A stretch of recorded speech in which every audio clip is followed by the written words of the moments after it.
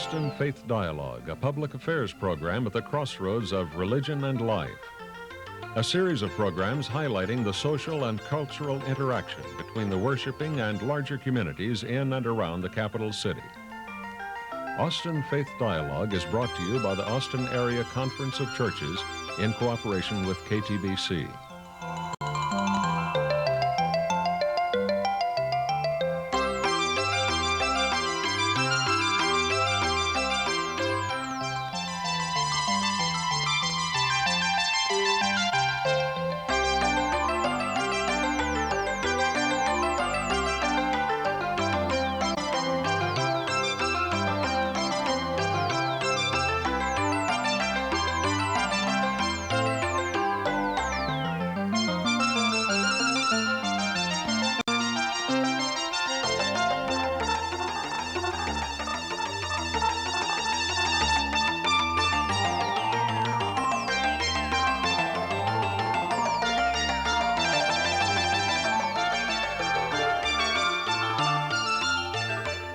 Join us now in today's Austin Faith Dialogue.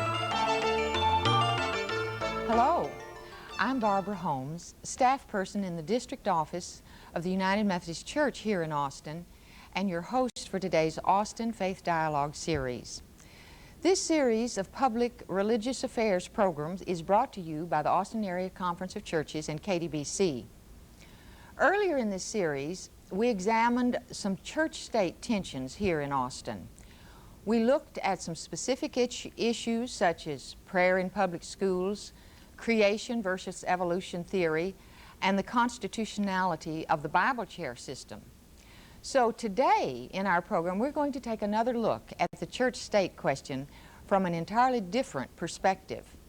The dialogue will be based on a book just off the press titled Constitutional Faith. It's a book about the Constitution, but it's a book also about religion. So join me now to meet our guest, the author of Constitutional Faith and a theologian, both Austinites, who will bring the Austin perspective to our dialogue about constitutional faith. And I'm happy to have you here today. This is Dr. Sanford Levinson, a professor at the University of Texas Law School, and this is Bishop Philip Wahlberg. And why don't you give a word of explanation about your title, because you are a former bishop, but I call you bishop still. You're right. For 29 years I was bishop of the Texas-Louisiana Synod of the Lutheran Church in America, but left office at the end of last year when our church was involved in a merger that formed the Evangelical Lutheran Church in America. And in our church, once a bishop is not always a bishop. So when you leave the office, you leave the title. But I will accept it on this occasion. Well, it's a pleasure to have you. And Bishop Wahlberg and I have both read the book and are intrigued by the idea and the tremendous scope that you give to this idea of a constitutional faith. I'm wondering how this idea came to you as you tracked religious practices and applied them to the practice of law. The only honest answer I can give, I suppose, is that it just struck me when I was a student at the Stanford Law School about 15 years ago that a lot of the ways that we talk about the Constitution are very similar to the ways that we talk about religion. And it's not something that I studied about, but it was one of those things that struck me, and then in years to come, because I suppose it is often true of people with fixed ideas, more and more things seem to fit. And one of the things I'm very eager to ask Bishop Wahlberg about is whether the ideas make sense to somebody who has not become so infatuated with his own analogy as perhaps I've become. Well, let's deal with that, Bishop. What was your response when you read the very religious language that is applied to the Constitution and the law? Let me first of all say that I found it quite meaningful to pick up your train of thought, your line of analysis. It had certainly never occurred to me before, and it was as if someone had opened some doors of understanding for me in the application. I confess that I was surprised at the intensely religious language used about the Constitution. At home, I have one artifact from my paternal grandfather. When I went through my father's things at the time of his death, I discovered one remnant of my grandfather's coming to the United States, and that was his naturalization papers. That was a symbol of what it meant to him to be a citizen of the United States and to have made a complete and radical change. Now, I never found in my grandparents the intense dedication to the Constitution that I've heard in many other people. But as you point out in your book, the Constitution is regarded with virtual religious faith by many people, considered to be a sacred document. And I would say, in a secular sense, it is the most sacred document that we have in our United States. The terminology which is used by many of the people in reference to the Constitution, inspired by God as surely as the Old Testament and the New Testament were inspired by God, that kind of takes my breath away. And it does, you know, from my perspective, verge on idolatry. But idolatry related to the state is nothing new in the eyes of the world. And I suppose we simply take it all in perspective, or maybe as a bit of hyperbole. Well, one of the striking examples of that was a quote that you had in the book by Representative Barbara Jordan when she was participating in the impeachment hearings of former President Richard Nixon. And her quote was, "My faith in the Constitution is whole. It is complete. It is total. I will not sit here and be an idle spectator to the diminution, the subversion, and the destruction of the Constitution."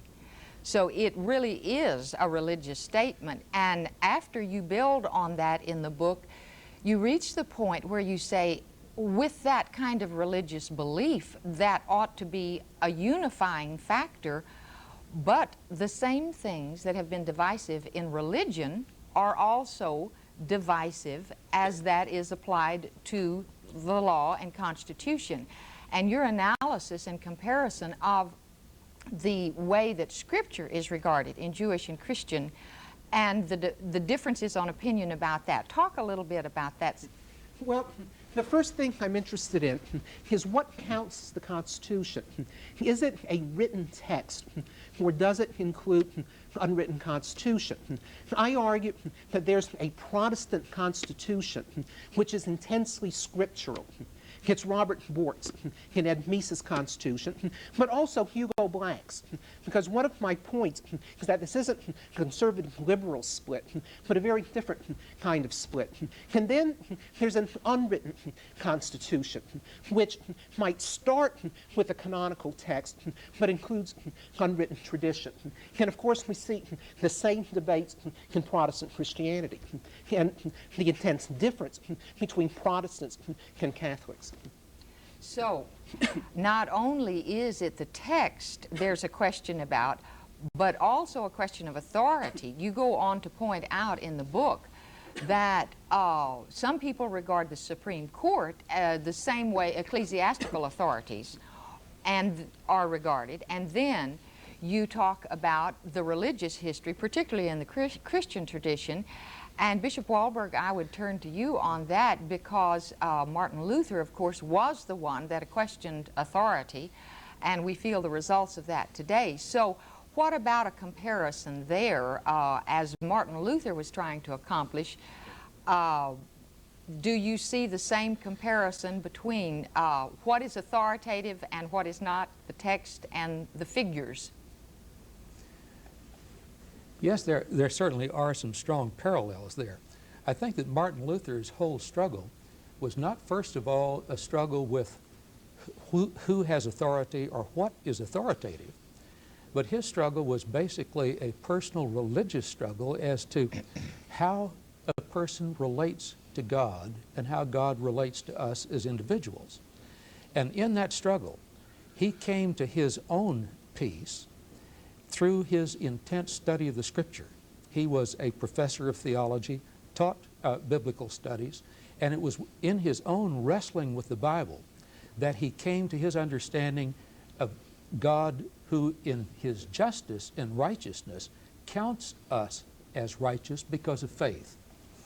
Now, having come to that conclusion, it led him to analyze what was happening in the life of the church, of which he had been a part since infancy, and to conclude that there were many things in the church which were contrary to what he discovered in the Scripture.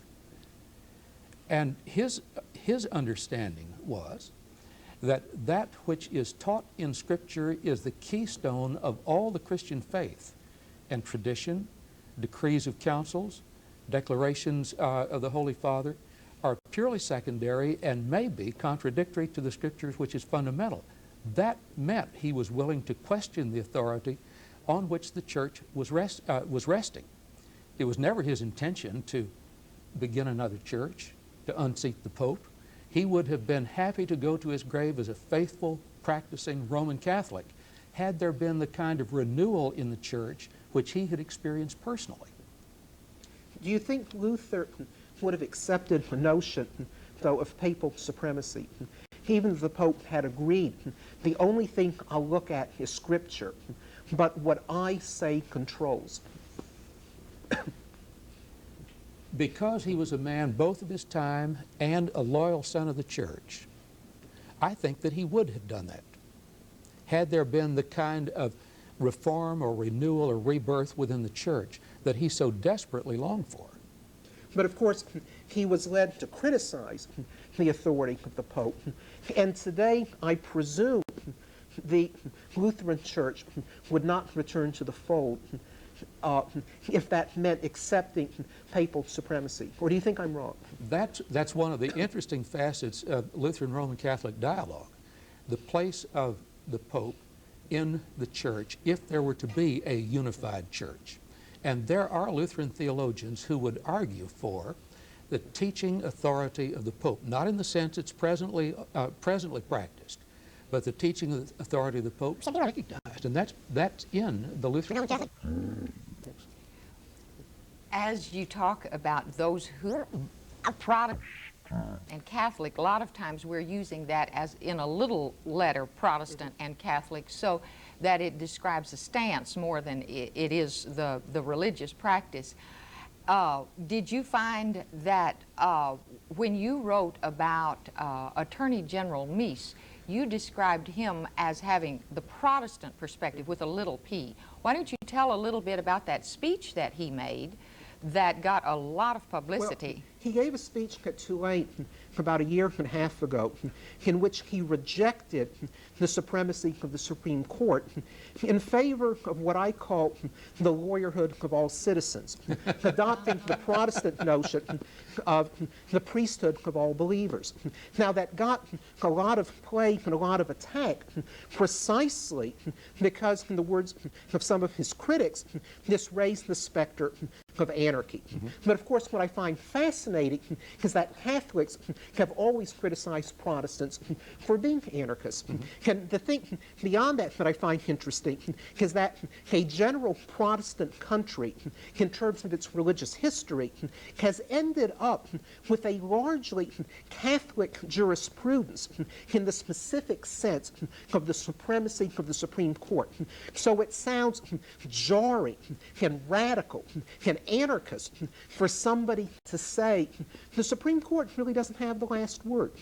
We, the people, in a profound sense, or we, the Attorney General, or we, a member of Congress, may have the last word. Now, today, that's viewed as a conservative notion, little c conservative, because it's Ed Meese who attacked it. But Abraham Lincoln made very similar arguments. Andrew Jackson made very similar arguments. FDR made very similar arguments.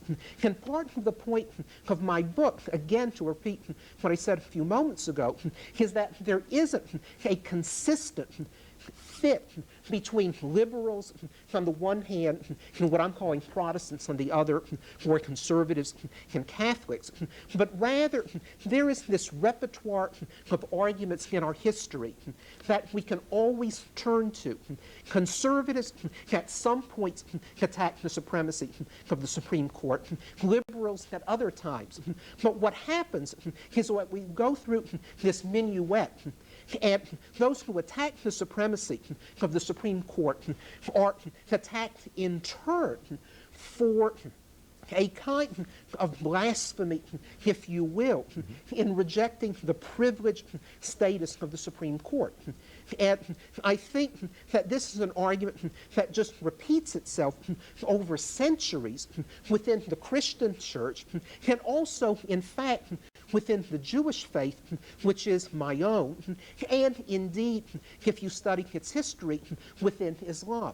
Because part of my argument is that these splits are really and truly inevitable. Catholics will never successfully suppress a Protestant insight any more than Protestants can successfully suppress the Catholic insight. Because the problem of authority and institutional authority simply repeats itself. After all, here is a bishop, and one of the questions that raises itself is, what does he know that an ordinary Lutheran doesn't know? To what extent could an ordinary Lutheran say, well, that's just your opinion, but my opinion on a matter of church doctrine is really just as good as yours? Would Bishop Walberg, when he was a bishop, say, now wait a minute, your opinion really isn't just as good as mine, not only because I studied theology more than you do, but more interestingly, because I've been appointed to an office that makes my opinions of special relevance. So you're making a very good point about the differences that are always there, coming out of religion and manifesting itself as an approach to the law. I did want to move to another area which I found fascinating as you talk about the morals, the Constitution and morals, because you quoted a justice that said if he found himself in the position of having to choose between upholding the law and his personal religious beliefs, he would have to go with upholding the law. And of course, that opens all sorts of questions about authority, what is right, and what if it's not even a bad law but is wrong.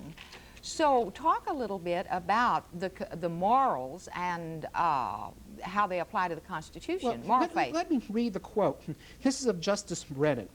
He had been asked by his law clerk if he had any difficulty resolving religion and law.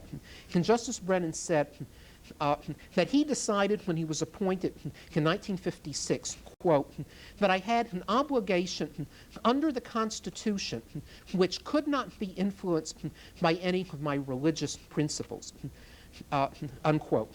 Although he would, quote, as a private citizen, unquote, do, quote, what a Roman Catholic does, to the extent that conflicts with what I think the Constitution means or requires, then my religious beliefs have to give way, unquote.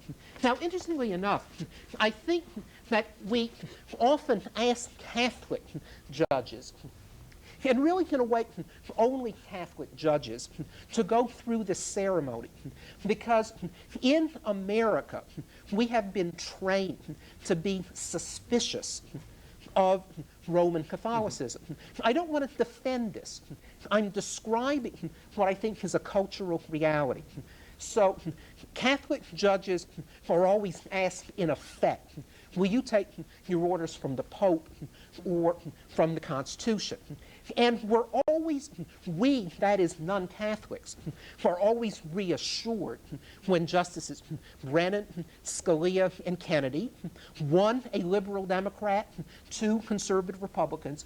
So again, there's not a political dimension to this in the ordinary sense, but we make them swear, you can trust us, we'll leave our religion behind when we take the oath of office. And as I say, generally we're reassured by that. But what I want to argue is that we all also ought to be scared by this, because what we're doing in effect is engaging in idolatry. We're asking people to put secular demands ahead of what, if we take religion seriously at all, must be a transcendental concern. And so we have to ask ourselves, especially those of us who are religious, and let me freely confess that I may be much more secular in my own views, ultimately. Though I identify with the Jewish community, I may be much less a believer in an ordinary sense than many of your viewers. And it may be to them, more than to secularists, that I really want to address the question, why do we ask people, or should we so freely ask people to view the law as necessarily more important than those religious obligations, which are also viewed as moral obligations? Yeah, I think that's a question that you could respond to. I'm sure there are times that a person with religious beliefs is put in a dilemma in working with the law. What are some of your responses to this? Well, it seems to me there are two different categories of religious belief that we're talking about. One is essential faith in God as Lord of all, Lord of your life, etc. Now, I don't think that the kinds of questions which are ask a judge like Brennan to put that aside. What we're talking about is the application of faith at specific points of life morality, as in abortion or capital punishment or whatever. Now, we're not saved by what we believe about abortion or don't believe about abortion. That is not an ultimate truth as far as I'm concerned. Now, I make a distinction there, and I think that I could conscientiously go with the Brennan position and would feel free to differ with my church if necessary, to uphold the law if that were my position, even though it meant that some of the secondary or tertiary teachings of my church were in conflict with that. I think one of the questions this suggests, and I think this also points to some very important differences between historical Catholicism and historical Protestantism, the extent to which one speaks meaningfully of, say, Lutheran ethics as against Catholic ethics. Because one of the things that ties together, say, Rabbinic Judaism and Catholicism is a notion of moral demands that are attached to being a member of that faith community. Whereas my understanding, at least, of one wing of radical Reformation Protestantism is indeed that ethics, in some sense, what ordinary behavior, in a sense, is separated from the question of justification by faith. So that I remember from my reading of Lutheran political theory, there is a sharp separation made between duties to God and duties to Caesar, which are not made, of course, in the same way in the Catholic community, or in, I think, some of the Christian communities like the Episcopal one, where I think that there may be a much stronger joinder of certain kinds of faith and assumptions about behavior that will follow from that faith. Let me jump in here, and there was one more subject that I just really want to have the viewers think about to pique their interest, and I'd like for both of you to respond to a comment in the last part where you described this law schools as the divinity school of our secular religion. The quote went something like, it was very different in a place of religious training as it was in a school of religion or a department of religion. Did you react to that much? What differences do you think there are when you're training believers, or the freedom of academic inquiry? The contrast between divinity school and what you might experience in school of religion. Yeah. If there were one at the University of Texas.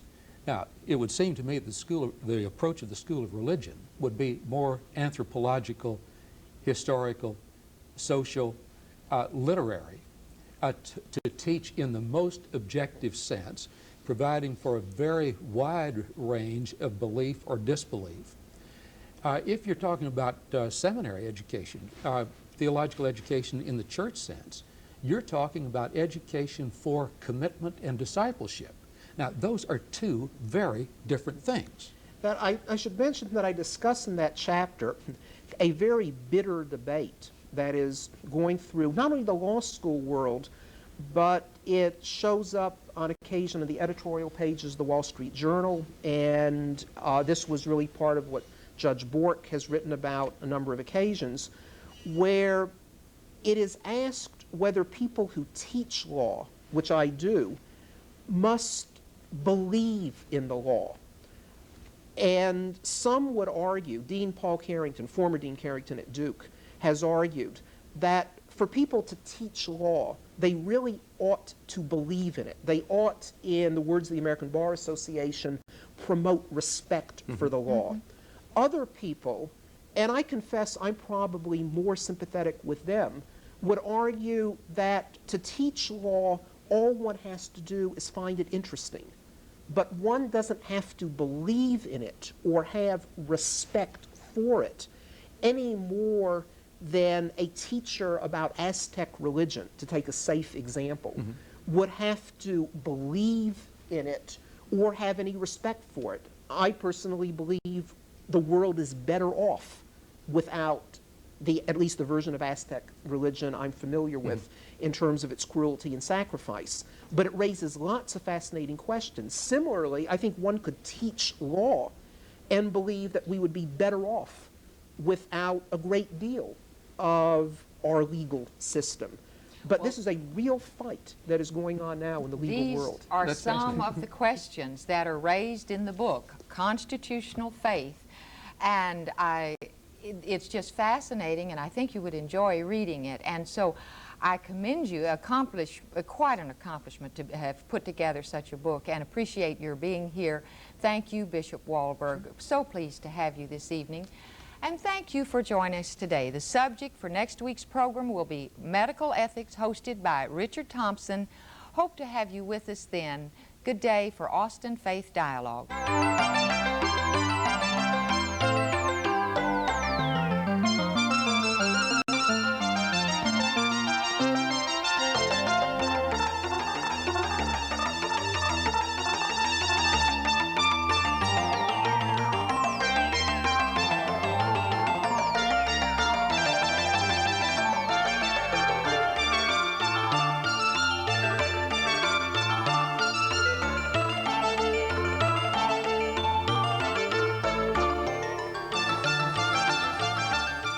For more information about today's topic, call the Austin Area Conference of Churches at 472-7627.